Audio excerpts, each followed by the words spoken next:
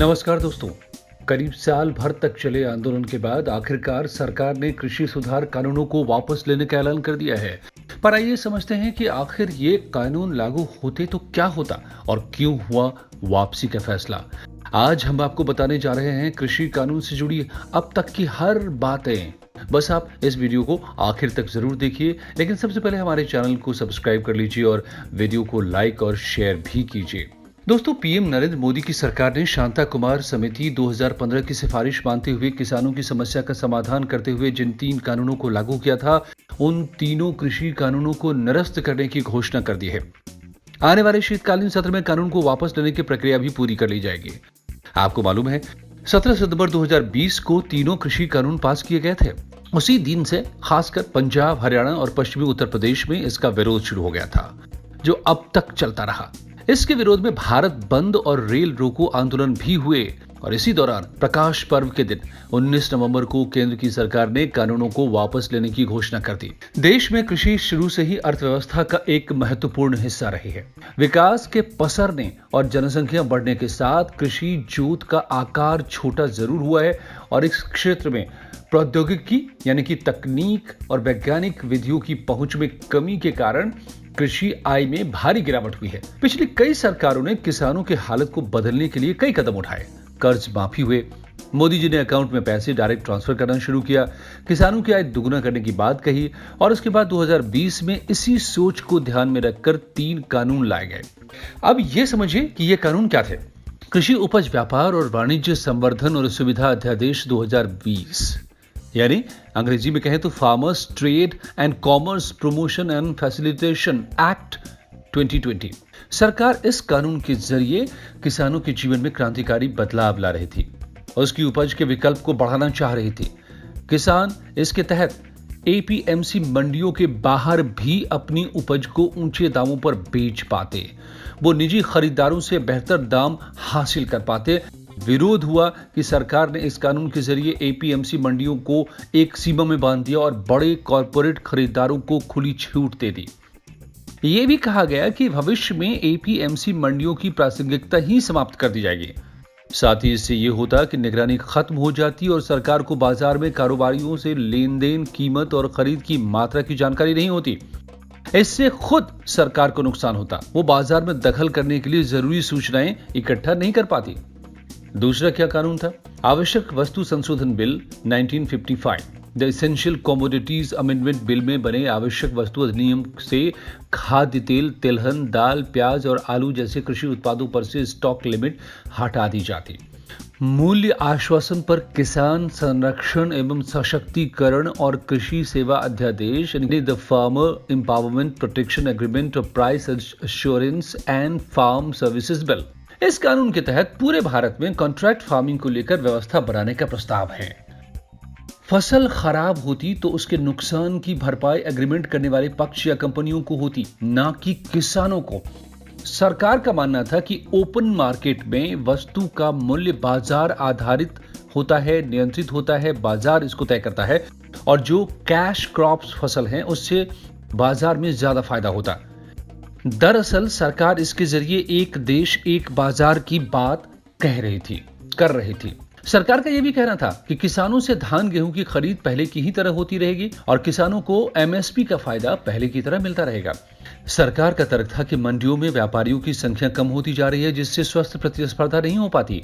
नतीजतन किसानों को नुकसान उठाना पड़ता है। अब यह नुकसान नहीं होता, वो मंडी या सरकार के मोहताज नहीं होते और मर्जी से जहां चाहते देश भर में अपनी कीमत पर अपनी फसलों को बेच पाते। दरअसल इसमें सेवा क्षेत्र वाला यानी सर्विस सेक्टर वाला फॉर्मूला लागू करने की कोशिश थी। 1991 के आर्थिक सुधारों के बाद सेवा क्षेत्र में नुकसान की चर्चा थी, लेकिन 30 वर्षों बाद भी इस क्षेत्र में जबरदस्त वृद्धि हो रही है। ये ग्रो कर रहा है। देश की 20% आबादी सेवा क्षेत्र पर निर्भर है और ये जीडीपी का 60% निर्धारित करती है।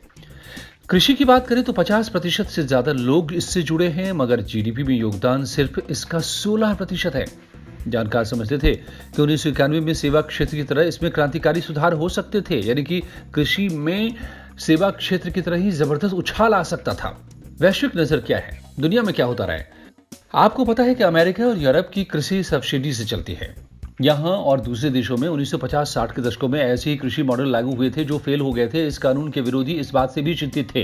ये भी डर था कि इसेंशियल कमोडिटीज एक्ट 1955 के हट जाने के बाद व्यापारी इन फसलों की जमाखोरी कर सकते थे और महंगाई को भी नियंत्रित कर सकते थे। कुल मिलाकर पूंजीपतियों के हाथ में नियंत्रण जा सकता था, क्योंकि भारत में 80% से ज्यादा किसान छोटे और मझोले हैं और इन किसानों के पास 2 हेक्टेयर से कम जमीन है। ये भी तर्क था कि कॉन्ट्रैक्ट फार्मिंग से बड़े बड़े पूंजीपति जमीन खरीद लेते और किसानों से कॉन्ट्रैक्ट फार्मिंग कराते, कम कीमत पर जमीन लेते और अंग्रेजी में समझाकर चले जाते। किसान समझ नहीं पाते। ये तर्क उतना समीचीन नहीं है, क्योंकि आजकल ज्यादातर लोग क्रेडिट कार्ड, मोबाइल ऐप से खरीदारी करते हैं। बैंक के लोन और दूसरे काम अंग्रेजी में होते हैं। जानबूझकर कोई चूक नहीं होती या ओटीपी वगैरह की अगर शेयर नहीं होते तो धोखाधड़ी नहीं होती है।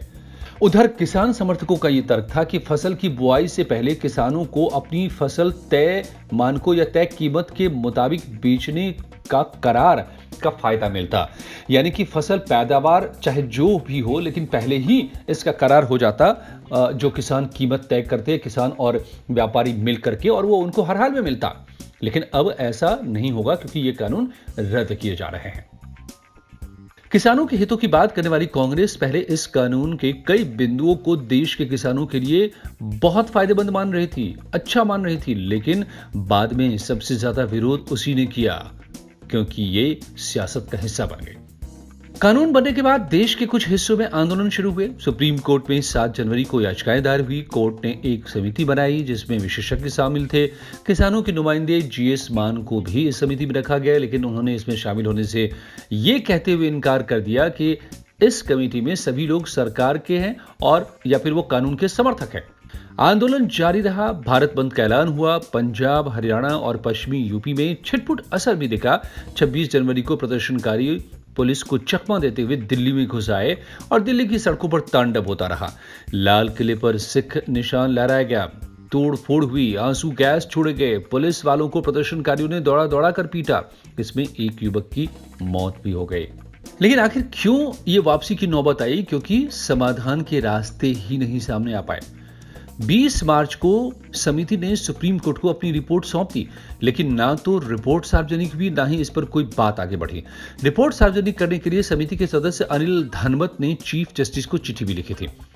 अब जब कानून वापस हो चुके हैं तो अनिल धनबत का कहना है कि तीनों कृषि कानून पर गहन अध्ययन और दोनों पक्षों से बातचीत करके कई सुधार और समाधान सौंपे गए थे, लेकिन सरकार ने समाधानों का इस्तेमाल करने के बजाय कानून को ही वापस ले लिया। अनिल धनबत इस फैसले को राजनीतिक बता रहे हैं। उन्होंने कहा कि सरकार ने हमारे सुझावों को नहीं पढ़ा और इस फैसले ने खेती और उससे जुड़े व्यापार में सभी तरह के सुधारों का दरवाजा बंद कर दिया है। यानी किसानों के विरोध के बाद भी सुप्रीम कोर्ट पैनल के अनिल धनबत सुधार की संभावना तलाश रहे थे, पर अब इसके रास्ते फिलहाल तो बंद हो चुके हैं। कम से कम इसकी अभी तो कोई संभावना नहीं दिखती। और ये सच है कि कृषि कानूनों की वापसी के साथ ही खेती किसानी में आमदनी बढ़ाने के लिए लाया गया ये क्रांतिकारी रास्ता बंद हो गया है। फिर एक बार किसानों का दायरा खेत से मंडी तक सीमित होकर रह गए, जो काफी अफसोसनाक है। मंडी के माफिया और सत्ता के भूखे सियासी दलों ने, गौर कीजिएगा, मंडी के माफिया, जो मंडी से जिनको फायदा मिलता था, जिनकी मंडी पर पूरी पकड़ रहती थी, वो मंडी के माफिया और सत्ता के भूखे सियासी दलों ने किसानों के लिए खुल रहे तरक्की के बाजार के दरवाजे फिर से बंद कर दिए हैं। निशाना क्या था? अब जबकि कृषि कानूनों के वापस होने की बात सामने आई है तो राजनीति इस पर भी होगी और पक्ष में भुनाने की पद्धति भी अलग अलग होगी। लेकिन अगर कुछ नाराजगी बीजेपी से किसी की थी तो वो दूर हो जाएगी। पंजाब के सहयोगी फिर निकट आ सकते हैं। पंजाब की राजनीति अब फिर अलग हो सकती है। अकाली दल क्या करेंगे ये तो नहीं पता, लेकिन कैप्टन अमरिंदर सिंह ने खुलकर बीजेपी के साथ काम करने के लिए उत्सुकता जाहिर कर दी है। सरकार ने यह कहते हुए कानून को वापस लिया है कि वो किसानों की बड़ी हितैषी रही है, कई काम किए हैं, लेकिन इन कानूनों को ये जनता को समझा नहीं पाए। कानूनों के वापस होने से जीत मान रहे विपक्ष के लिए भी मुश्किलें हैं। ऐन चुनाव से पहले उनके शस्त्र छीन लिए हैं।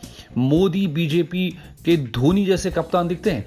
कोई भी क्रम में बल्लेबाजी के लिए चुन सकते हैं, कोई भी प्रयोग कर सकते हैं और इस फैसले से बीजेपी को नुकसान होगा ऐसा नहीं दिखता है। कानूनों के वापस होने से बीजेपी का नुकसान कम दिखता है, बल्कि नाराज वोटर्स अगर थे तो वो वापस आ जाएंगे।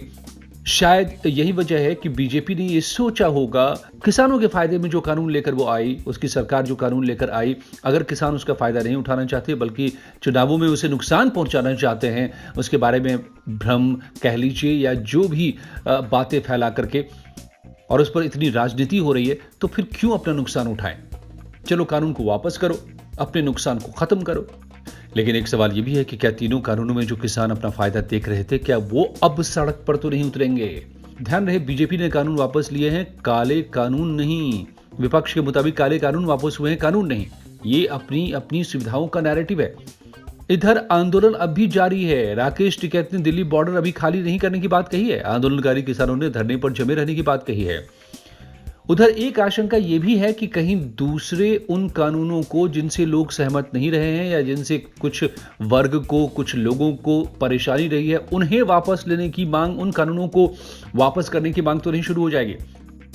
जम्मू कश्मीर में इसका उदाहरण भी सामने आ गया है। फारूक अब्दुल्ला उत्साहित हो उठे और कह रहे हैं कि ऐसे ही जैसे कृषि कानूनों को वापस लिया गया है, पीएम मोदी धारा 370 को जो खत्म किया गया था उसे बहाल करें। ऐसा भी नहीं है कि ऐसा पहली बार हुआ हो कि किसी कानून को वापस लिया गया हो। हाल में ये फैसले पहले भी हुए हैं। पीएम मोदी को मन की बात में कहना पड़ा था कि वो भूमि अधिग्रहण विधेयक को वापस ले रहे हैं। मोदी सरकार ने 2013 के कानून में कई बदलाव किए थे। ये अधिनियम यूपीए सरकार का था जो 1 जनवरी 2014 से प्रभावी था। यूपीए सरकार का कानून लागू होने के करीब 1 साल बाद 31 दिसंबर 2014 को एनडीए सरकार ने इस कानून में संशोधन का अध्यादेश पारित किया था। मनमोहन ने भी फैसले बदले थे। यूपीए सरकार को भी अपने फैसले बदलने पड़े थे। मनमोहन सिंह सरकार ने अपराधी ठहराए गए सांसदों और विधायकों को बचाने वाले विवादास्पद अध्यादेश को वापस ले लिया था। यह अध्यादेश जनप्रतिनिधि कानून से जुड़ा हुआ था और इसमें एक अध्यादेश और एक विधेयक था। अध्यादेश में साफ था कि दोषी ठहराए जाने के बावजूद सांसद या विधायक कोर्ट में अपील करने तक अपने पदों पर बने रह सकते थे। लेकिन चौतरफा विरोध के बाद राहुल गांधी ने इस अध्यादेश को बकवास करार दिया था और आखिर में सरकार को इसे वापस लेना पड़ा था। कुल मिलाकर अब ये कानून वापस हो रहे हैं तो माना जाए कि किसानों की स्थिति यथावत रहेगी, जो अच्छी नहीं थी, यानी कि उनकी स्थिति पहले की तरह ही खराब रहेगी। कानून समर्थकों को बेहतरी की उम्मीद थी तो कानून विरोधी स्थिति और खराब होने की आशंका जता रहे थे। अच्छा या बुरा तो प्रयोग के बाद पता चलता। इस मामले पर एनसीपी और शिवसेना का लोकसभा और राज्यसभा में कंफ्यूजन सबको पता है। कांग्रेस और बीजेपी का कंफ्यूजन भी सबको पता है, क्योंकि जब कांग्रेस ऐसा ही विधेयक ला रही थी तो मोदी जी जो गुजरात में मुख्यमंत्री हुआ करते थे उन्हें दिक्कत थी। टिकैत की धार्मिकता और फायदा, चुनाव पास है, इसको अलग अलग तरीके से बताने की कोशिश होगी। सुप्रीम कोर्ट में मामला था तब किसान आंदोलनकारी आंदोलन पर थे, निरस्त करने की बात की गई तब भी आंदोलन पर हैं। आंदोलन से कुछ निखरते भी हैं, शख्सियत बन भी जाते हैं, जमीन मिल जाती है राजनीति की, ये टिकैत को मिली है। इस आंदोलन से पहले टिकैत को पिता जैसी लोकप्रियता नहीं थी, जो शायद अब भी नहीं है। अब सवाल है कि इस पूरे मामले में किसकी जीत और किसकी हार हुई। खास बात यह है कि ये कोई विपक्ष या किसान संगठनों की जीत नहीं है, क्योंकि इस समय आंदोलन से पहले की तरह हालात प्रतिकूल नहीं थे। गौर कीजिएगा, सब सांकेतिक चल रहा था, एक तरह से हालात सामान्य थे। लेकिन कृषि कानूनों के वापस लेने पर मुमकिन है सरकार ने मंथन पहले किया हो, पंजाब में जनाधार बचाने की कवायद हो, कैप्टन का साथ पक्का हो चुका है, यूपी चुनाव की नैया पार करने में कोई परेशानी ना हो। इन्हीं सब बातों को सोच करके यह फैसला अपनी सुविधा से लिया गया फैसला लगता है। जहां विपक्ष पर आरोप लगाया जाएगा कि अपनी हठधर्मिता, जिद के कारण किसानों का फायदा नहीं होने दिया। विपक्ष ने एक बार फिर से एक तीर से दो निशाना साधने की यह कोशिश है। एक तरफ विपक्ष को जिम्मेदार ठहराकर तो दूसरी तरफ जो वोट छिटकने का डर था उसे मनाकर। फायदा या नुकसान अगर हुआ है तो वो किसानों का हुआ है, किसी का कुछ नहीं गया। लेकिन जो मोदी सरकार को कुछ उद्यमियों की सरकार कहते हैं, उन्हें ही फायदा मिलने की बात कहते थे, उनके आरोप बेअसर साबित हो गए हैं। लेकिन शायद किसानों का बड़ा फायदा अगर हो पाता, एक प्रयोग होता, उनके हालात बदलते, वो होने से फिलहाल रह गया है। थैंक्स दोस्तों, इस वीडियो को लाइक कीजिए, शेयर कीजिए और हमारे चैनल को सब्सक्राइब जरूर कर लीजिए।